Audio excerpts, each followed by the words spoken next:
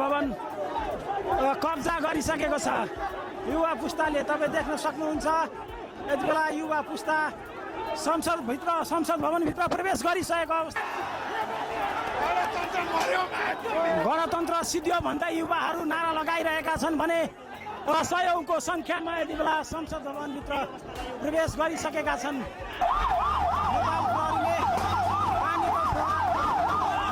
अवस्था एकदमै नाजुक बनिसकेको छ। देख्न सक्नुहुन्छ यति बेला ढुङ्गा मुढा भइरहेको अवस्था छ भने यति बेला भागा